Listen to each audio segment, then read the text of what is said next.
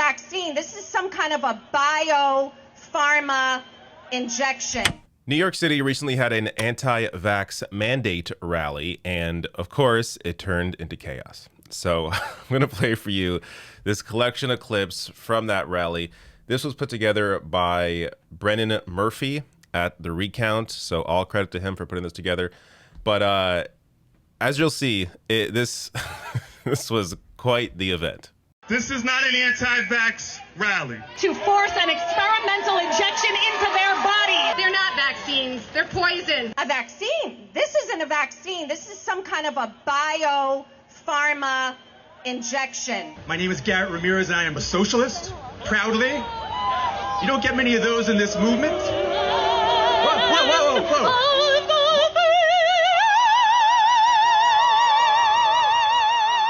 Discrimination based on race, gender, age. Policies that discriminate against the unvaccinated will do the same thing. This is a trick to get us to have digital IDs. They don't know science, but they know marketing. These son of a bitches are not going to force me to put some vaccine in my kid's face. All right. I have watched this video now, I don't know, like 10 times, and it does not get old. This is absolutely hilarious. Now, I'm going to get to the vaccine mandate part of this in a minute, so I will address that issue and my thoughts on that. But just to go over some of what we saw here, some of the ones that stand out for me, this lady, it's not a vaccine, it's a biopharma injection. I think her criticism here, it took me about 6 different watches to finally realize she was trying to make a point.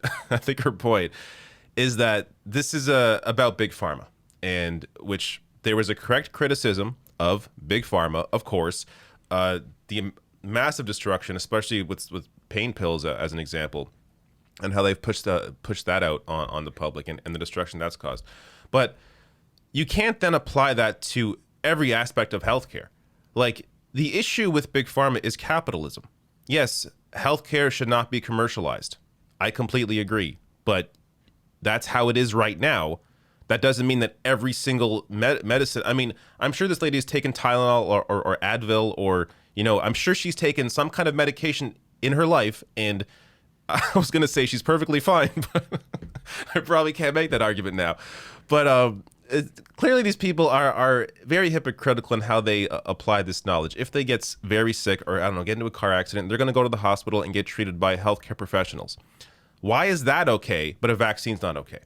So you have to be able to, you know, compartmentalize this stuff. There are aspects of healthcare that you can absolutely criticize, but also be aware that the criticism of Big Pharma can't simply apply to all of healthcare as a whole, because then that doesn't make any sense.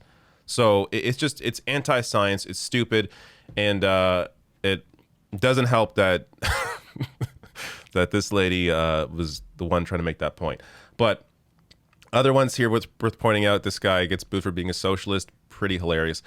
I don't even know what to say about about this singing lady. Oh my God, the discrimination point. This lady trying to, you know, claim that discrimination against race, gender, or age is the same as discriminating against people who are unvaccinated. Absolutely ridiculous. Getting the vaccine is a choice that then has a direct impact on those around you. You can't blame families not wanting to eat in a restaurant with their kids besides somebody who is unvaccinated. Their kids right now can't get the vaccine. Now, when we get to a point where kids under 12 can get the vaccine, then we can begin to have the discussion around, I guess this really is just a personal choice, that if you want to be unvaccinated, then I guess you only impact yourself. But even at the same time, you still have the worry of the variants, of mutations of the virus. Any room you leave the virus to grow and mutate, you're giving it the ability to mutate out new variants that may render the current vaccines ineffective or less effective. So there's always going to be that worry. This is why vaccines should be encouraged through a mandate. But one last point before I get to that. The digital IDs. Here's this lady worrying about digital IDs, about vaccines. Yet, beautiful job here by Brennan Murphy, to zoom in on the phone, as that if you're worried about digital IDs, don't carry around a cell phone. But yeah, she doesn't appear to realize that. Now, let's get to the vaccine mandate part of this. I saw this tweet this week. This is from, by the way, a fake account. I'll show you why it's fake in a second. But they tweeted out these leftists, and by fake, I mean this is not a real face or maybe even a real opinion. But they tweet out here, these leftist pundits are in support of vaccine passports. They suddenly don't care about authoritarianism at all. Or have they all lost their courage? And a bunch of left-wing media people online are tagged, including myself. Let me, I'll address that in a second. First, just pointing out, this is not a real face, not a real person.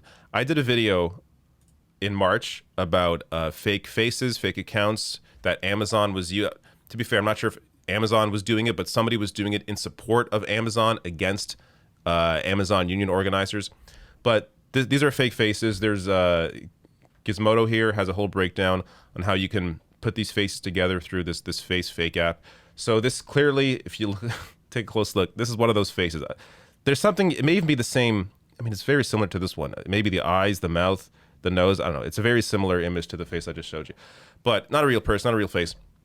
Regardless, though, let's get to the some of the criticisms around that. So this person, Box News, tweeted out, my issue with the anti-vax crowd is you clowns have no actual strategy to containing the virus. You don't support mass testing requirements. You don't support mask requirements. And you obviously don't support lockdowns. So your whole approach to COVID is doing nothing. This is true. I mean, these people are clowns. They think in a pandemic with a deadly virus that you shouldn't do anything. It's the opposite of what the government should be doing. It is there to help protect us, to have these public health measures, to have, I don't know, rules of the road, for example. Do you wear a seatbelt? Do you drive on the right side of the road?